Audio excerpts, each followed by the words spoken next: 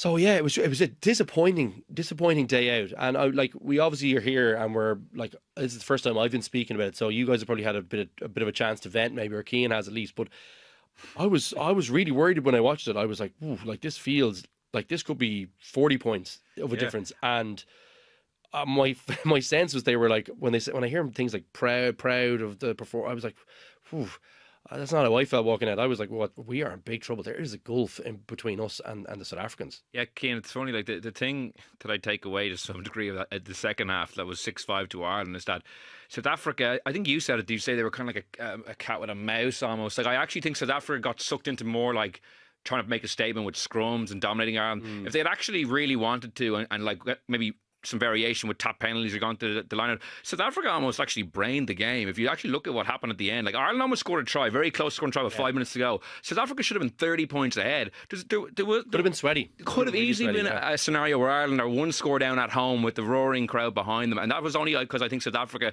not took their foot off the gas, but I actually just genuinely think they wanted to just I think he was hammer a it weak. home. Do you think he was a weak enough ref? Like I thought the yellow cards, the yellow card at the end for South Africa was very soft. Like I mean, they were all over us. I wasn't sure I agree with that. I thought he looked like he was trying to square up the tables in terms of yellow cards and things. I thought he was weak enough throughout. I thought he was weak for South Africa at the end. And that could have been I just agreeing with you. Like that could have been really shaky finish for them. Away in the Aviva, which like Ireland are difficult to beat there. Yeah, because as powerful as they were, Cian, like is in that, like they kind of didn't. They didn't go for the jugular almost. They were just content to almost leave the psychological scar and have that. That was almost more of their goal in the second half. It seemed the way they were playing. That was their mission, Will, absolutely. And like, we could say they could have regretted it, but I think realistically they always had Ireland at arm's length. Now that said, Ireland absolutely butchered a try in the 76th minute where Jack Crowley and Tom Farrell just got completely mixed up. Obviously the back line was all over the place at that point, but like if Ireland had gone under the post there, like Rassie Erasmus would have been wondering how the hell this happened. But like I was at the press conference last week and Erasmus made it very clear, yeah, like their big thing was it was an unchecked box in terms of them winning in Dublin under him. But I think it was the manner of how they were going to go about winning. Like it was clear to see, like they wanted to leave lasting scars here. And I think this defeat has the potential to leave lasting scars for Ireland, because I think Luke is spot on in terms of the Six Nations. You can be sure France and England are licking their lips who Ireland play in the first 3 weeks. And it's not even just them. Even Scotland and Wales will be thinking, God, like if we can get on top of this. And like, this isn't me being Captain Hindsighted around the scrum stuff, because I said it on the pod with Joe and Eddie O'Sullivan last week that I felt like Paddy McCarthy should have started that game, because I can only imagine the kind of footage and the kind of messages that Rassie Erasmus and the Springboks coaching team were sending to Matt Carley, the referee, throughout the week. They were obviously going to, double down on the fact that Andrew Porter has a reputation, rightly or wrongly, of not scrummaging straight. Now, I thought Paddy McCarthy was excellent off the bench. I know he got a yellow card, but I think that Ireland should have changed the picture from the start, because Paddy McCarthy did really well against Australia. I'm not comparing the Australian scrum to the South African scrum. And Andrew Porter hasn't been at his best, if we're calling a spade a spade. And he brought a good impact off the bench. But I just thought the dynamism in the carry, in the tackle that you're getting from Paddy McCarthy already for a 22-year-old is seriously, seriously exciting.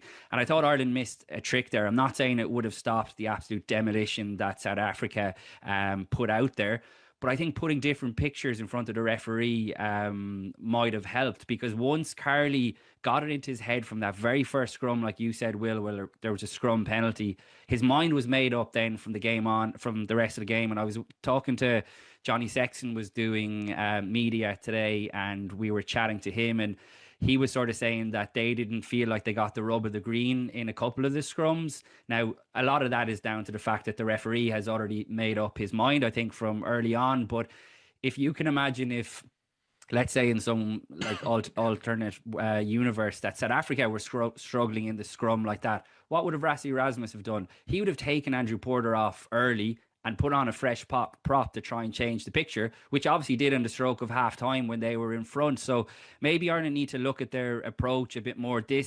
Like, I'm sure Andrew Porter would argue that he doesn't have an issue with his scrummaging, but referees clearly do, and it's something that's going to have to be addressed going forward, because it's an issue that's going on far too long now. Can I say another thing on that? It's because I think it's quite important. I thought there was a really, really risky moment where they brought Andrew Porter back on. I think it was with 30 minutes to go, and he was on a yellow card. The scrum was not fixed. They were still having issues. That was when Paddy McCarthy got sin-binned, was it? No, I don't think it was when. No, they brought him back on when his yellow card finished, I think, initially. Initially. Sorry, yeah. So he was brought back on once the yellow card was over. And I was like, this is a seriously risky ploy, because if the referee still thinks that Porter's the issue, he goes to a red card now. And I was like, I just thought that was a mental error, to be honest with you. I thought that was the time, okay, like, he's gone now, because it doesn't look like the issue's fixed. If he gets another yellow, he's gone permanently. So if they brought him on with anything more than 10 minutes, I thought it was a kind of a coaching error. That was one thing I remember watching the game thinking, oh, that looks like really risky to bring him back on, because he could be upgraded to a red here pretty quickly. I don't know. Do you know what makes? Am I making any sense there? Sorry, I was saying that, and I felt like there was saying to a few people in the box, like, Jesus, this feels like a big mistake, and they were all glazing over. I was like, am I talking absolute pony here? But anyway. Yeah, like I said, I thought Paddy McCarthy should have started for the reasons I outlined, purely just to throw a different picture at them. And the most worrying thing from an Irish perspective is that South Africa were missing their best props. I mean, Oxenche wasn't playing, Franz Malherbe wasn't playing. Like, they were pretty much down in their depth chart. Bowen Venter, like, I mean, I don't think anyone saw him having the impact that he did. So, like, that was the Lions starting front row that played, like, it's really concerning. That's why it surprises me. Like, not that Ireland have had difficulties before, World Cup quarter-final, Porter got pinned a couple times. I mentioned that England game when there was it was interpretation or like wheeling of the scrum. Whereas this literally looked different. Like, so Ireland were being like, it's like a car. It was like, like they were getting mangled. That's why I'm just, as you say, it's a Lions front row. It's a Lions front five. It's basically a Lions pack pretty much, but like... Is it the weight? That's the one thing. Is it the weight behind the guys? Because... Joe McCarthy missing as offer that heft. Something there, like, do you need to have... Like, is the solution, we need to have Henderson, or we need to have another heavy kind of weight lock in there? It could be... I'm trying to think of who else is kind of a big kind of weighty lock that we have at the moment that's played in. Well, I suppose maybe Edwin Adogbo. Yeah. Will come through, but he needs to stay fit in. Ireland have played the Springboks multiple times in the Rassie Erasmus, and while the scrum has never been something where Ireland have like done well necessarily, it hasn't been like the weekend. Oh no, glaring issue. That's why I'm just intrigued as to why it was so much different and why. I think we all are searching for. I'm hoping that they're searching for answers and they're not thinking. Like, even to a late, like, none of us have ever been in a scrum, right? But even to someone watching that from the side, like, who's never been in a scrum, you could see that was different. So you're saying, there's similarities to the England game. I'd say they got in terms of penalties. But I think that's an important differentiate between that performance and the one on the weekend to our listeners, because that is very different. Like, they were getting shoved badly. Like you could see the South Africans holding it. Even when I know there was talk of, was it Andy Dunn was talking about the feed into the scrum, and I was like, it didn't really matter. Like, it didn't matter. You know what I mean? Once they held it in, you could just see whenever they wanted to move it, they could move the scrum, and they were really, they put some serious pressure on us there, and it looked very uncomfortable. Any time they decided to hold it in there. And it just felt like real utter domination. And I hate saying that, because as you said, there's 3 Lions in there. You know what I mean? But I wonder, did I need to start thinking, is it like, well, do we pick our heaviest, back row and heaviest locks? And like, how do you combat it? Can I throw a theory at you? Yeah, go on. Like, just a suggestion that I wonder, like, so John Fogarty has been in the Irish setup for years. He's done a really good job at the Ireland scrum. He came from Leinster. Robert McBride, because we're going on the assumption that the Ireland pack is obviously made up of mostly Leinster players. Robert McBride has been there for years. And I'm not suggesting to replace either of those guys, but I wonder, would there be any value in just getting a fresh pair of eyes from somewhere like South Africa to come in and have a look at Andrew Porter's technique? And I'm talking technique because realistically, like, we don't develop props like South Africa do. We don't have the playing numbers. We don't have the depth. So we have to make use of what we have. And I wonder if an outside voice, an outside perspective could have a look at the way the Irish prop scrummage and try and get those extra couple of percent out of them. What do you think? It just isn't an athlete thing to me, is the only thing I would say. I agree with that, Cian. That's the key point here. Like, there's no better athletes than Tyke Furlong and Andrew Porter. Like, it's not, that is not what you're facing up against. Maybe they might be bigger, maybe a little bit, but this to me is a technique thing. Now, maybe the weight, as I alluded to, might be a bit different in the back, in the back row and in the second row. I mean, they've got some serious meat behind them there, all 6'10", all weighing 130 kilos, I'd imagine.